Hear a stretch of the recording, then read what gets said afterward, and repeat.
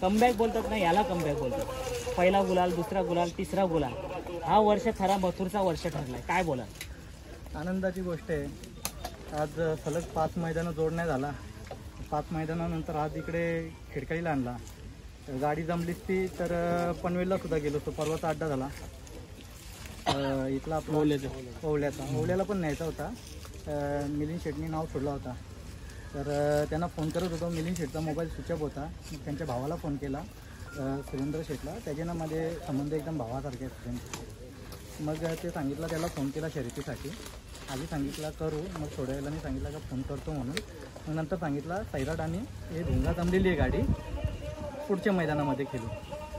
मग मी पण काय बोललो नाही, जाऊ द्या बरं. ते काय त्या मैदानाला गेलो पण नाही, कारण की 2-3 वेळा त्या मैदानामध्ये किरकिर पण झाली आणि बैल पण थोडा आजारी होता.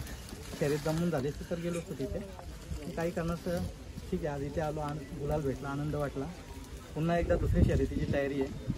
तिसरा फेरा पळवायची, पण आता नाव असेल तर नाव फिरवायचं आता चालू आहे. नक्कीच दादा, आज मला आनंद वाटतो की आता मथुर एकाच पैऱ्यात त्याच पैऱ्यात नाही, परत नवीन नवीन चेहरे दिसतात पैऱ्यामध्ये. आज रायफल होता आणि आमच्या मनात कुठेतरी भीती वाटतं, कारण तो बैल चालेल की नाही चालेल, पण मथुर त्याला सोबत घेऊन नाही. तो पैरा मी केलेला आहे स्वतःने, म्हणून मला ज्या बैलांवर भरोसा आहे. मला माहिती आहे मथुर वासरांना घेऊन जातो, वासरामध्ये जास्त पळतो. त्याच्यामुळे आज ठरवलं का डावा खांदा आपण, कारण की खूप जणांची थिंकिंग होती दोन्ही साईडनं खेळेल तोच भाषा.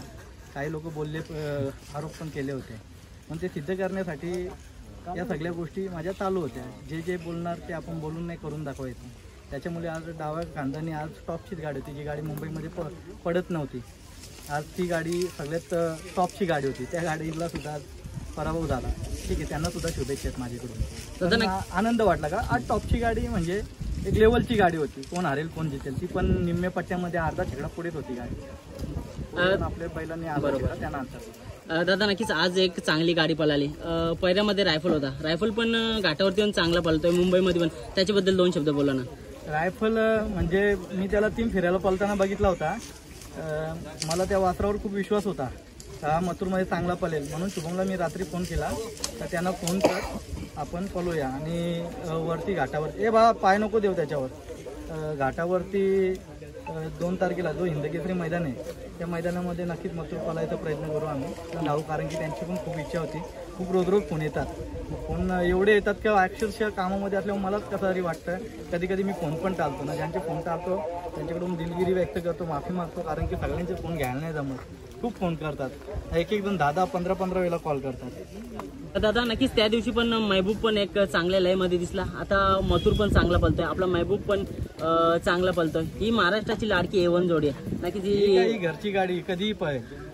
ही आमचे दोन्ही बैल, आम्ही एकामेकाचे बैल कधी सोडून आम्ही. महबूब बी चांगला पळाला आणि खुटारीच्या सोन्याची गाडी मारणं खाऊ नाहीये, जोक नाहीये. तो आज एवढ्या आजारातून आणि वयात असणारा नंदी आज त्याने ती गाडी मारली, मोठी गोष्ट आहे. आणि दादा आज आपल्या धावणीला म्हणजे बाजी पण बघा रिकवर होतोय, बाजीबद्दल पण खूप विचारलं जात आहे. तसेच आता छोटा मथुर आपल्या धावणीला आलाय, कॉकटेल पण घाटावरती पाठवले. म्हणजे काय नियोजन झालं? बैल 1 नंबरमध्ये पळतील, 2 नंबरमध्ये तरी तरीच ठेवणार. 2च्या नंतर खाली पडत 3 नंबरमध्ये 4 नंबर पडत असतील ते नंदी नाही ठेवणार मी, कारण की उद्या गाड्या पडल्या ना. आता 1 नंबरमध्ये खेळतोय तर 2 नंबर 3 मध्ये खेळायला गेलो तर लोक पण असतील माझ्यावर. त्याच्यामुळे काही नंदी मी जे मित्रपरिवार आहेत, मला वाटलं नाही 1 नंबरमध्ये पळाले तर ते माझ्या मित्रपरिवारामध्ये ठेवणार मी. म्हणजे आता आपल्याला कॉकटेल मुंबईमध्ये पण नाही, कॉकटेल पळेल 100%. आता तो थोडासा वातावरणासाठी पाठवला आहे आणि तो एकदम आमचे घरचे रिलेशन आहे त्याच्याशी. तो बरं 15-20 दिवस घेऊन जा, महिनाभर त्याला थोडासा फेरे वगैरे काढ, कारण की पाठीला तासात कधी कधी जात पळत होता, कारण त्याला लागते पब्लिकची सवय. पण आता पब्लिक बॅरिगेटर मुले पब्लिक नसते आतमध्ये, मग तो तास पकडायला बघतो पब्लिक बघायला. आणि दादा तुम्ही आता शब्दाला जगता, तुम्ही बोलले होते की आता मुंबईचा खेळ खेळणार, बिनजोडच्या मैदानात खेळणार, घाटावरती सध्या कमी दिसणार, तर आता आणि 2-2 शर्यती होतात सांगितल्याप्रमाणे, काय बोला? फिरवलं आता नाव लगेच, कोणाचं तरी नाव होता त्यांच्यावर नाव फिरवलं. म्हणजे आता दुसरी शर्यत पण दादा आता काय हारजीत वाढली, काय झाले काय टेन्शन नाही. आपला मथुरने आज गुलाल भेटून दिला आणि आज प्रेक्षकांची जेवढी इच्छा असेल तेवढी आपण पूर्ण करत राहू. आणि नक्कीच मी कोणाशी खेळायला तयार असतो ओपनली. 5वं वर्ष माझ्यासारखा खेळ आतापर्यंत, म्हणजे 5 वर्ष राहिलो, हारलो जितलो, पण नाव दिला कायमस्वरूपी. कोणत्याही मैदानामध्ये नाव दिला, या नाव फिरवला.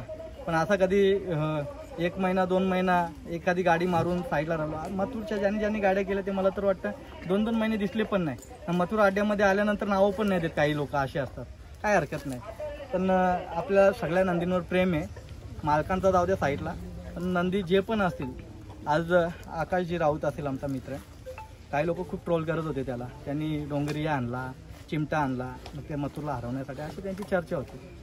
असं काहीच नाही. आज MP मधनं पण बैल आणायला दम लागतो आणि जिगर लागतो. आज त्याच्यात दम होता म्हणून त्याने आणला. तर त्याच्यामुळे कुठेतरी जेवढे फॅमिली कुटुंब असतात ना, त्यांनी कुठेतरी आपले तोंड या ते हात आवरायला पाहिजे. हे सगळं आमचं कुटुंब आहे शर्यती क्षेत्रातला. आम्ही वेळ प्रसंगी खूप चांगले मित्र होतो. याच्या पुढे पण आम्ही एकमेकाच्या सुखादुखात काहीही असू दे, एकामेकाच्या खांद्याला खांदा लावून उभा राहू. उद्या मला त्याचा काय समजला, मी नक्कीच बिना फोनता जाईल त्याच्यासाठी. तोही सुद्धा माझ्यावर प्रेम करतो. मग त्याच्यामुळे काही या सगळ्या गोष्टी लांब ठेवा तुम्ही. तो चांगला गाडा मालक आहे आणि जे नंदी आणल्यात MP वरनं ते सुद्धा अतिशय चांगले पळतात. आणि आज डोंगरियाचं नाव आहे. एक लढत सुद्धा झाली होती डोंगरियाची आणि मथुरची भारत केसरीला, तेव्हा एकदम कुठेतरी पाय पडला होता मथुरचा, पण अतिशय चांगला आहे. दादा नक्कीच MP चा शेरा आणि आता डोंगरिया, आता डोंगरिया आकाश राऊत दादांचं मैत्रीपूर्ण कधी पैऱ्यामध्ये दिसेल का आपल्याला?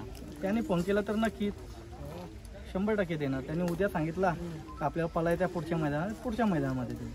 दादा आजची गाडी झाली ना, सुट्टीपासून आहे ना खूप सुंदर गाडी निघाली, पण तू समोरची गाडी पण आहे ना बराचसा स्पीड लावून निघाली. नंतर जसं ओव्हरटेक झाला ना पूर्ण मथुरच्या समोर, काय म्हणणार त्याविषयी? मोठी गोष्ट डावे कांद्यातून आज विजय मिळवणार. टॉपची गाडी होती, त्याच्यामुळे विश्वास नव्हता. म्हणजे असं आज एवढी ती टॉपची गाडी, बस सगळे मला तेच बोलवते, दादा कशाला फिरवायची गाडी टॉपची येते.